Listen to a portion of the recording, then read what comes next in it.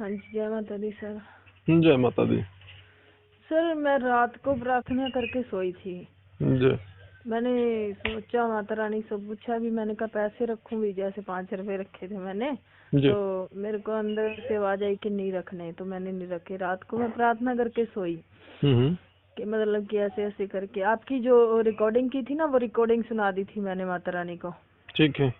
तो फिर उसके बाद में जब आपने वो पता बताया, फिर आपका नाम लेके, और मैंने प्रार्थना करी भी माता रानी ऐसे ऐसे करके और उनके बारे में मेरे को बता दो आप। तो फिर मेरे को समझ आ गया। फिर आपने बोला, मैंने आपको वॉइस एसएमएस भेजा था कि आप, मैं भूल गई सपना, क्योंकि सुबह तक याद करते करते रिपीट करते करते भूल गई मैं।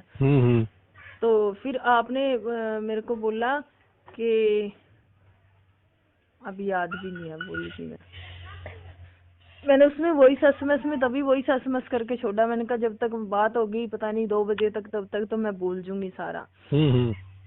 तब करके तो मेरे को ये नहीं समझ में आया भी, मैंने तो उनका नाम लेके किया था, तो अभी ये इधर ये क्या चक्कर हुआ। हाँ सच्ची आप बोल रहे हो जैसे कि मतलब कि ना, वो तो जिसके बारे में मैंने बोला था ना, वो तो कब का एक्सपायर हो चुका।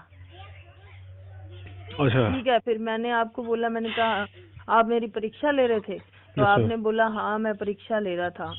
फिर हाँ जी ये बात याद आ गई। फिर मैंने आपसे ना पूछा, मैंने कहा भी ऐसे ऐसे करके भी वो मेरे को क्यों दिखा। इस चीज का जवाब आपने ये दिया मेरे को कि आप उसको जानते नहीं हो, ऋषिकेश वाले को। तो वो ना इस रूप में बताया भी, ये मतलब कि या तो शायद वो ड्रिंक करता होगा जी। या कभी करी होगी, या फिर किसी लेडीज के चक्कर में होगा, ऐसे कुछ करके मतलब कि ये समझ में आया है मेरे को। तो अब आप बताओ क्या चक्कर है।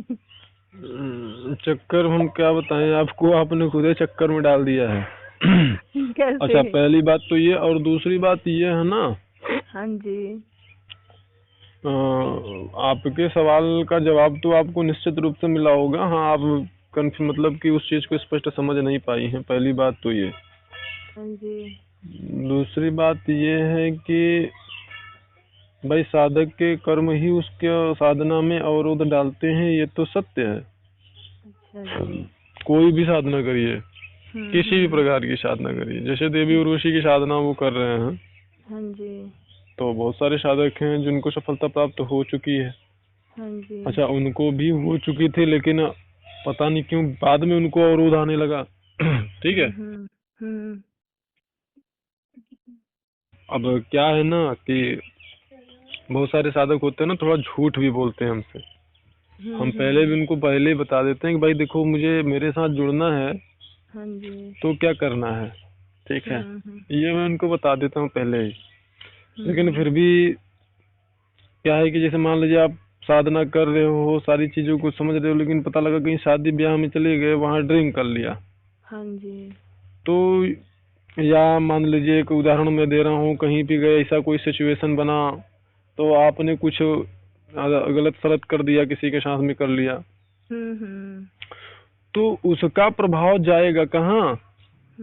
फिर तो उसकी समस्या, उसकी गलतियां, उसको उसका जो मतलब दंड है वो तो मिलना ही मिलना है फिर आपको। और फिर उसका जो दंड है वो माता प्रकृति निर्धारित नहीं करती हैं, उसका दंड फिर स्वयं वह शक्ति निर्धारित करती है जिसकी आप उपासना कर रहे हो। अब बताइए, इनको एक जो है मतलब प्रयोग दिया था, तो इन्होंने प्रयोग भी किया, उस प्रयोग के बाद इनको उस प्रयोग का जवाब भी मिला, और फिर इनको उस देवी के दर्शन भी हुए हैं। एक बार नहीं हुए हैं, कई बार हुए हैं। अब उसके बाद में फिर अब इनको इस प्रकार की समस्या आ रही है कि ना तो इनको कोई उनका मतलब बिल्कुल कोई अनुभव नहीं हो रहा है उनका। अब ये बार बार हमसे यही कह रहे हैं कि गुरु जी ऐसा क्यों हो रहा है। आप उनसे यही बात पूछ समझ लो रही ना कि कोई चक्कर में तो नहीं आगे किसी लेडीज नहीं के। नहीं, पूछने की बात नहीं है भाई। मैं तो अगर चाहूंगा, मैं तो अगर बैठूंगा, प्रयोग करूंगा अपनी सामर्थ्य की, तो मैं तो उनकी रत्ती रत्ती जान लूंगा, वो नहीं बात है। लेकिन समस्या यहाँ पे यह है कि जैसे जो साधक झूठ बोलते हैं ना हमसे, थोड़ा सा तकलीफ इस बात की होती है कि भाई आप हम ही से चाहते, उम्मीद है, सारी उम्मीद आपकी हम ही से है, और हम ही से आप झूठ भी बोलेंगे तो फिर अच्छा नहीं लगेगा ना, तकलीफ होती है इस बात की। और फिर कभी कभी ऐसा भी हो जाता है ना कि ऐसे साधकों को फिर मैं ब्लॉक ही कर देता हूँ, फिर जाओ, फिर अपने मन से करो जो तुमको करना है। क्योंकि मेरे पास असत्यवादिता और फ्रॉड का या झूठ का इस प्रकार के लोगों का मेरे पास कोई स्थान नहीं है। और बात ऐसा करेंगे लोग कि बस दया आ जाती है। बात यह है, ऊपर से मैं बहुत कड़क हूँ लेकिन अंदर से मैं उतना ही नरम भी हूँ, इसी बात की दिक्कत है। सर आप दाढ़ी रखते हो? नहीं, दाढ़ी रखता नहीं हूँ। मतलब ये है कि दाढ़ी बनवाना मेरा मतलब ये नहीं है, जैसे कि मान के चलिए कि महीने में 1-2 बार बन गया बस उतना पर्याप्त है, समझ रही है ना। लेकिन रखता नहीं हूँ। मैं एकदम सामान्य एकदम व्यक्ति हूँ, मुझे देखकर आप बोल ही नहीं सकते हो कि मैं साधक हूँ। सर मुझे ना जैसे थोड़ा थोड़ा जैसे मैं भूल गई, मुझे याद आ रहा है जैसे आप ना सफेद कुर्ते में और सफेद लुंगी में दिखे हो मेरे को। हाँ बिल्कुल सही आपने देखा है आपने सही देखा है। अक्सर मेरे जो भी साधक है ना, हाँ जी, सभी को दर्शन मेरे होते हैं, इसी रूप में होते हैं। तो आपने सही देखा। धुंधला सही याद आ रहा था, मैंने कहा चलो पूछती हूँ। सफेद कुर्ते पैजामे में होता है, खड़े दिखते हैं, कभी कभी बैठ के दिखते हैं। लेकिन जैसे कभी कभी ऐसे भी लोगों को दिखते हैं साधकों को, जैसे कि मैं बैठा हूँ, बहुत सारे साधक बैठे हैं, उनको मैं प्रवचन दे रहा हूँ, जानकारी दे रहा हूँ वगैरह वगैरह।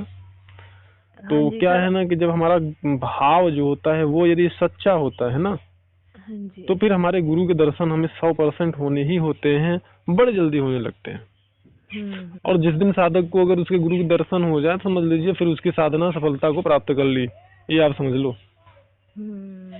तो ये इनकी स्थिति है, मैं आपको जो बता रहा हूँ। तो कहीं न कहीं इनकी जो समस्या है वो स्वयं इनकी ही गलती है, यह निश्चित है। अब ये खुल के न बताएं तो वो अलग बात है। और मैं अगर ऐसे ही एक एक साधक के लिए अगर मैं प्रयास करने लगूंगा ना, तो फिर मैं तो कर चुका ना अपनी साधना।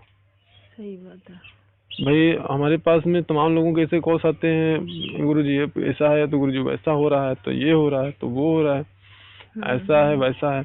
अब इसमें मैं यही करता हूँ, जैसे कि मैंने आपको कहा, मान लीजिए आप एक साधक हो और दूसरे साधक के उनको कोई समस्या है।